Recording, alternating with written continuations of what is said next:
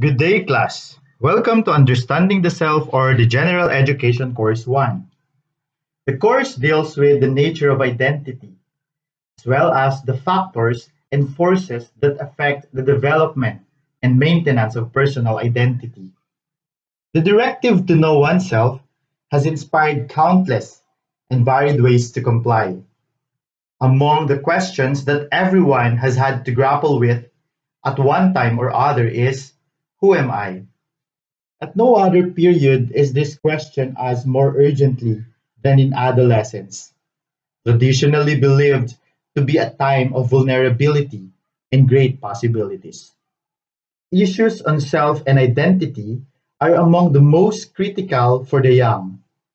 This course is intended to facilitate the exploration of the issues and concerns regarding self and identity to arrive at a better understanding of oneself.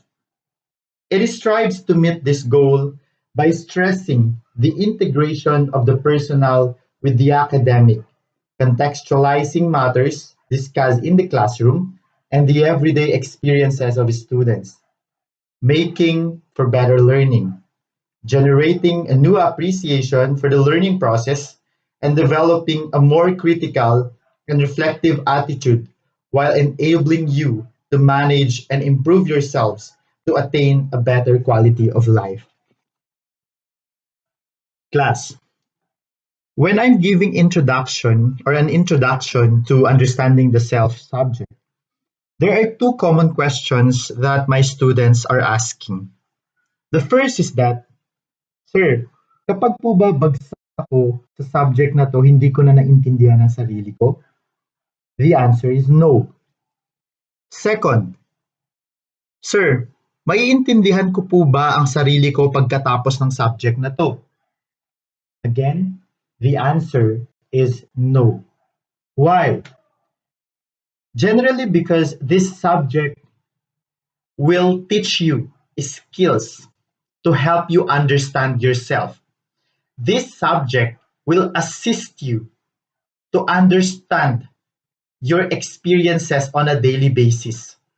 Class, 5 months in taking this subject is not enough to understand yourself because in reality, sometimes it takes a lifetime to know oneself.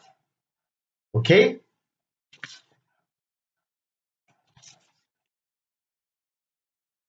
The first topic for prelim is the philosophical perspectives of the self. In this topic, we are going to look into the different perspectives and ideas of the philosophers in order for us to understand ourselves. First, we shall define what is philosophy. Philosophy came from two Greek words, philos means love and sophia means wisdom. Therefore, philosophy is the love of wisdom.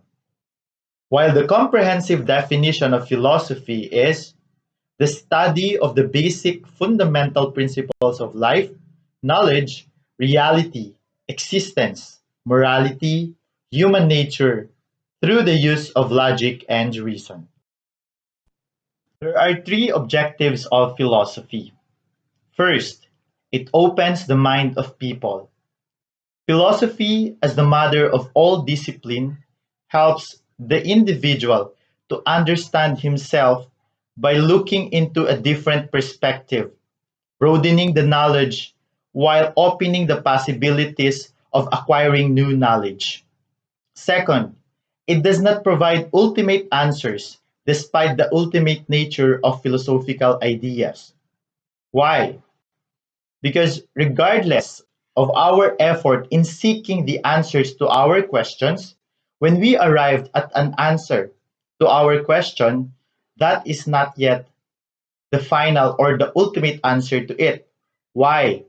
Because, class, from the moment that we found an answer, again, another question will be born. Third, it encourages individuals to ask questions and to seek answers for themselves. Remember that the attitude of a philosopher, we always, okay, wonder. Wonder. When we start to wonder, we ask questions. Why do I exist? Most of the questions that we are asking are what we call existential questions. Okay? What am I living for? Why do I exist? What is my purpose in life? These are some of the questions that we usually ask. We ask the reason for our existence, the reason for our pains, the reason for our sufferings. We have millions of questions. We can become philosophers in our manageable way. First, you need to wonder or ask question. Second, you have to search or seek for the answer of your question. And third, the moment you found an answer to your question, again based on the second objective, that is not yet the ultimate answer. Because again, from that answer, here comes again another question. Therefore, we should not allow other people to answer the questions in our mind. We need to encourage ourselves to seek for the answers.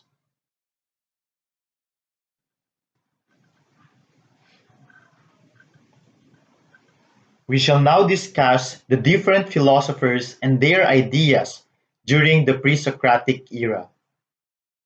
These philosophers, the center of their idea is the universe or the world. That is why it is called cosmocentric. Cosmo means relating to the world, while centric means center. The other way of defining cosmocentric is that there is a fundamental principle or thing that underlies everything else, including the human self. So we are now going to look into the different pre Socratic philosophers and their discoveries or ideas during this time. First, we have Thales. Thales believed that because water was the permanent entity, the earth floats on water. Thales may have reasoned that as a modification of water, earth must be the lighter substance and floating islands do exist. While Anaximander postulated eternal motion along with the apeiron, wherein apeiron means boundless something, as the originating cause of the world. Anaximenes is best known for his doctrine that air is the source of all things, while Democritus held that everything is composed of atoms, which are physically but not geometrically indivisible, that between atoms there lies empty space, that atoms are indestructible. Heraclitus, he said, everything is fire. Okay? Meaning, everything is in a constant state of change and progression, more so than chaos. Anaxagoras said that the mind is infinite and self powered. Mind is the supreme principle, the greatest power that is mixed with nothing but it exists alone, itself by itself, whereas all other entities include a portion of everything. Pythagoras believed that everything could be reduced to numbers. The whole universe had been built using mathematics. They said the truth behind the everyday reality we experience lies in numbers. Socrates was the first philosopher who ever engaged in a systematic questioning of the self. According to him, the true task of the philosopher is to know oneself. Socrates affirmed that an unexamined life is not worth living. For him, most men were really not fully aware of who they were and the virtues that they were supposed to attain in order to preserve their souls for the afterlife. For Socrates, every man is composed of body and soul. This means that every human person is dualistic.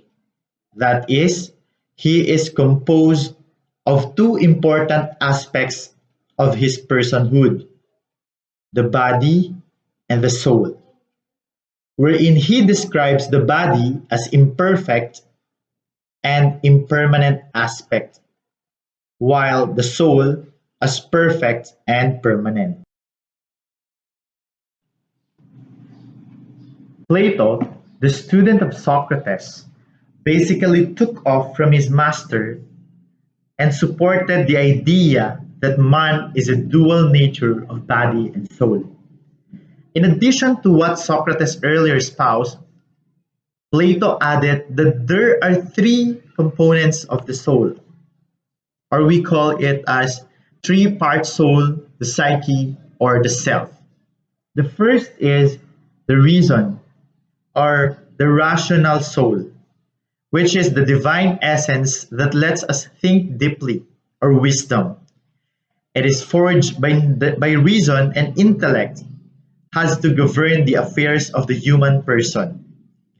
While the second is the physical appetite, or the appetitive soul, which is in charge of base desires like eating, drinking, sleeping, and having sex, must be controlled as well. The last is the spirit or passion, and we call it as the spirited soul.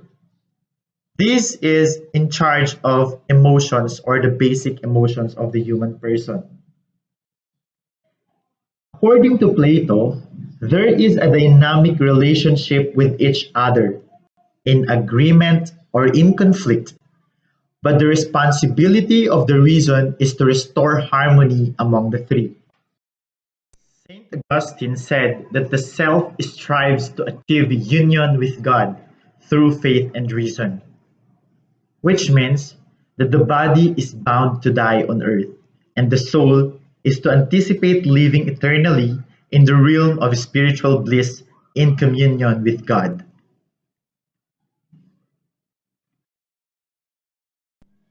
Rene Descartes, a rationalist, wherein opinions and actions on reason and knowledge rather than on religious belief or emotional response. He coined the term or the phrase "I think therefore I am" or "cogito ergo sum", wherein I am able to think, therefore I exist, a philosophical proof of existence based on the fact that someone is capable of any form of thought necessarily exists. He also described the self as a thinking thing. Self can exist independently of the body but doesn't deny the association of the body to the self. According to him, there is dualism, the thinking spiritual self versus the physical body, wherein the thinking or the spiritual self is governed by the laws of reason and God's will, while the physical body is governed by the laws of nature. John Locke, as an empiricist, he believes that all knowledge is based on experience, derived from the senses. He also coined the term tabula rasa because he believed that the mind or the self is a blank slate. Knowledge originates in our direct sense experience, while reason plays a subsequent role in figuring out the significance of our sense experience and reaching intelligent conclusions. He also said that conscious awareness and memory of previous experiences are the keys to understanding the self.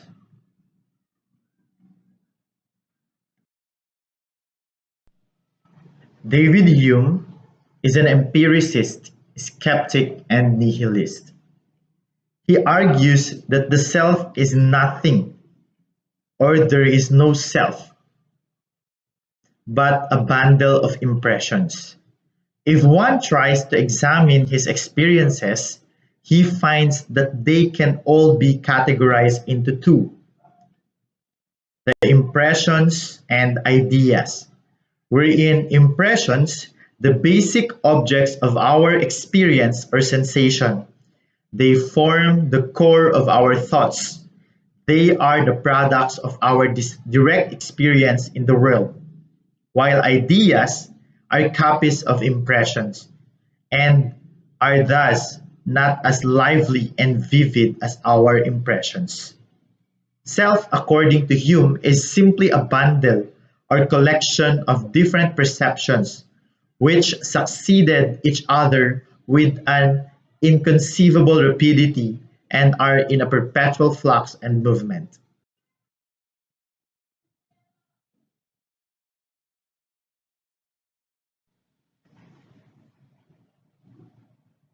Immanuel Kant contests Hume's idea by alluding to the primary experience of the world that is not a disconnected stream of sensations. The self actively organizes all the sensations and thoughts into a picture that makes sense to each one of us. Thus, we construct the self. The self is not an object located in the consciousness, but rather it is a subject, an organizing principle that makes a unified and intelligible experience possible.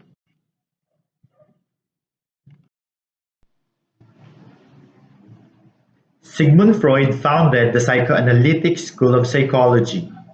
He said that the self is multi-layered.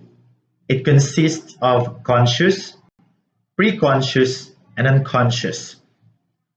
Conscious contains all the thoughts, memories, feelings, and wishes of which we are aware at any given moment, while preconscious consists of anything that could potentially be brought into the conscious mind, and unconscious is a reservoir of feelings, thoughts, urges, memories that outside of our conscious awareness. Most of the contents of the unconscious are unacceptable or unpleasant, such as feelings of pain, anxiety, or conflict. Freud also introduced the regions of the mind, the id, ego, and superego. Id is known as the pleasure-seeking principle. Example: Sally was thirsty. Rather than waiting for the server to refill her glass of water, she reached across the table and drank from Mr. Gary's water glass, much to his surprise. Ego is known to be the reality principle. Sally was thirsty. However, she knew that her server would be back soon to refill her water glass. So she waited until then to get a drink, even though she really just wanted to drink from Mr. Gary's glass. Lastly, the superego, or known as the moralistic principle. Example: Sarah knew that she could steal the supplies from work and no one would know about it. However, she knew that stealing was wrong, so she decided not to take anything even though she would probably never get caught.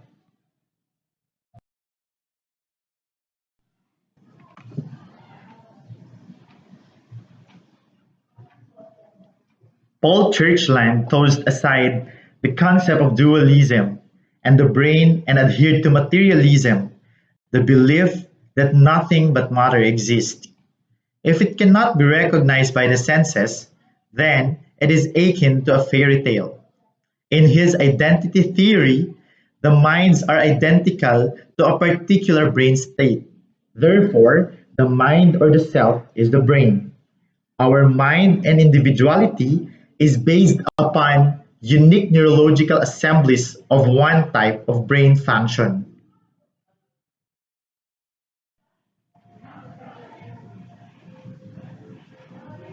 Maurice Merleau-Ponty said that an entity that can never be objectified or known is a completely objective sort of way, as opposed to the body as object of the dualist. He said that the mind and body are intertwined and cannot be separated from one another. For him, the living body, his thoughts, emotions, and experiences are all one.